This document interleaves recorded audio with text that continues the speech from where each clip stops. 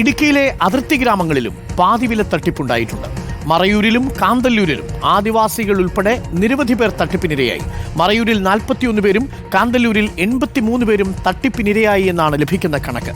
പലിശയ്ക്ക് കടം വാങ്ങിയാണ് ഇരുചക്രവാഹനത്തിന് പലരും പണമടച്ചത്. ഇവിടെ പ്രൊമോട്ടർമാരിൽ പഞ്ചായത്ത് അംഗങ്ങളും ഉൾപ്പെടുന്നു. പ്രൊമോട്ടർമാരും കോർഡിനേറ്റർമാരും തട്ടിപ്പിൽപ്പെട്ടെന്ന് സീഡ് സൊസൈറ്റി കോർഡിനേറ്ററും ഉപ്പുതറ പഞ്ചായത്ത് അംഗവുമായ ഓമന സോദരൻ റിപ്പോർട്ടറിനോട് പറഞ്ഞു. അതുകൂടി ഒന്ന് കേൾക്കാം.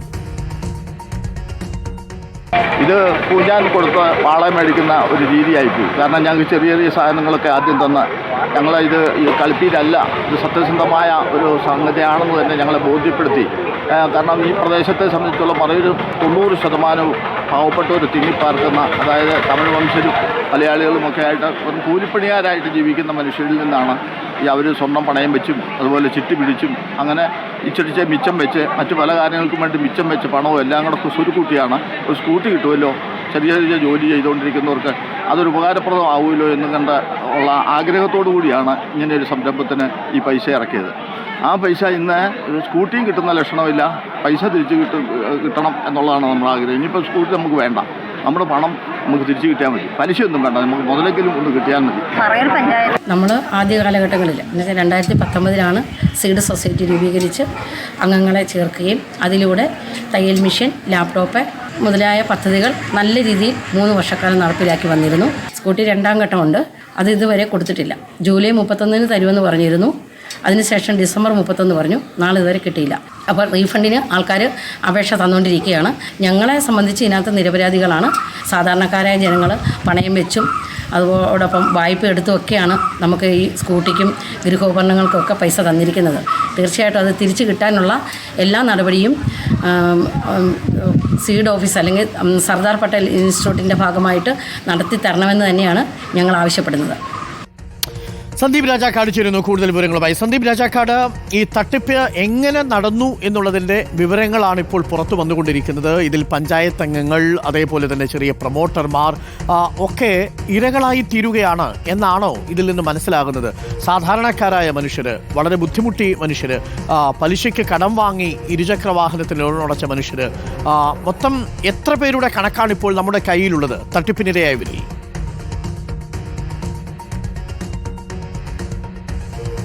ഡോക്ടർ അരുൺകുമാർ, ആയിരക്കണക്കിന്, അതായത് ഒരു മേഖലയിൽ മാത്രം ആയിരക്കണക്കിന് ആളുകൾ എന്നുള്ളതാണ് മനസ്സിലാക്കാൻ സാധിക്കുന്നത്. ഇപ്പോൾ പരാതി വന്നത് തന്നെ ഇടുക്കി ജില്ലയിലെടുത്ത് പരിശോധിച്ചാൽ ഏതാണ്ട് 1300-ലധികം പരാതികൾ ഇതിനോടകം തന്നെ രേഖാമൂലം പോലീസിൻ്റെ കയ്യിലേക്ക് ലഭിച്ചിട്ടുണ്ട് എന്നുള്ളതാണ് ഏറ്റവും പ്രധാനമായി നമ്മൾ കാണേണ്ടത്. അതിൽ ഈ തട്ടിപ്പിനിരയായവരിൽ ഗ്രാമ നഗര വ്യത്യാസമില്ല എന്നുള്ളതാണ്. ഏറ്റവും വിദൂര മേഖലയായിട്ടുള്ള വട്ടവടയും അതുപോലെ തന്നെ മറയൂർ, കാന്തല്ലൂർ മേഖലകൾ, അതിർത്തി ഗ്രാമങ്ങളിൽ പോലും ചെന്നെത്തിപ്പെട്ടിരിക്കുന്നു ഈ തട്ടിപ്പ് എന്നുള്ളതാണ്. 41 പേരാണ് കാന്തല്ലൂരിൽ ഇതുപോലെ പണം നൽകിയത്. മറയൂരിലാണെങ്കിൽ അത് 83. ഇത്രയും ആളുകളെ വഞ്ചിക്കപ്പെടുമ്പോൾ അതിൽ ആദിവാസി മേഖലയിൽപ്പെട്ടവരെ പോലും ഉണ്ട് എന്നുള്ളതാണ് ഏറ്റവും പ്രധാനമായി നമുക്ക് കാണാൻ സാധിക്കുന്നത്.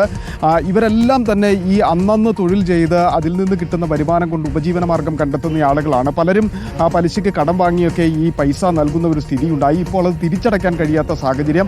അങ്ങനെ വലിയ പ്രതിസന്ധിയിലായിരിക്കുമ്പോൾ ഈ ആളുകൾക്ക് സമീപിക്കാൻ കഴിയുന്നത് കോർഡിനേറ്റർമാരെയും അതുപോലെ തന്നെ പ്രൊമോട്ടർമാരെയാണ്.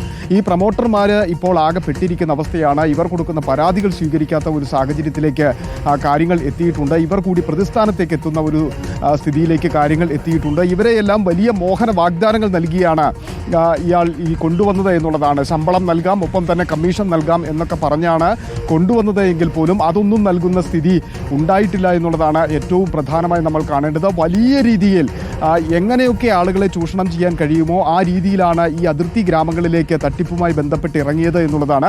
വളരെ ചെറിയ ഈ കാന്തല്ലൂർ, മറയൂർ മേഖലകളിൽ കാർഷിക മേഖലയാണ്.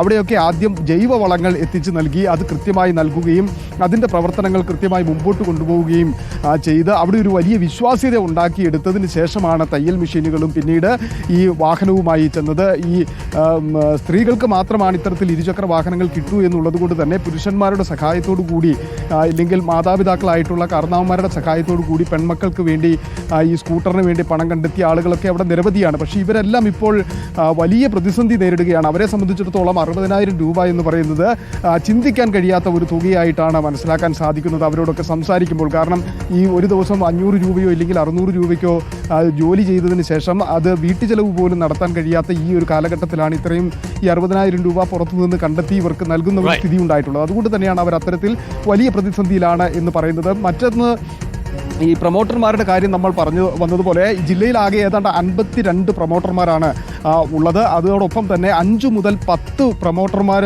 ഉണ്ട്, കോർഡിനേറ്റർമാരാണ് 52 പേര്.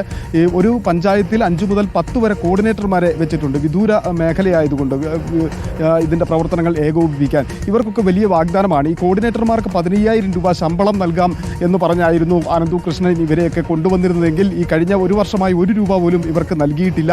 പ്രൊമോട്ടർമാർക്ക് ഈ ആളുകളെ ചേർക്കുന്നതിനനുസരിച്ച് പണം നൽകാമെന്ന് പറഞ്ഞിരുന്നു. ഒരാളെ ഈ സീഡിലേക്ക് കൊണ്ടുവന്നു കഴിഞ്ഞാൽ 100 രൂപ കമ്മീഷൻ ഉണ്ടായിരുന്നു. കമ്മീഷനുകളാണ് ഇതൊരു മണി ചെയിൻ തട്ടിപ്പാണ് എന്നുള്ളതിന്റെ വിവരങ്ങൾ പുറത്തു കൊണ്ടുവരുന്നത്. ആളെ ചേർക്കുന്നതനുസരിച്ച് കമ്മീഷൻ കൂടും എന്നുള്ളതാണ് ഇതിൽ പുറത്തു വരുന്ന വിവരം.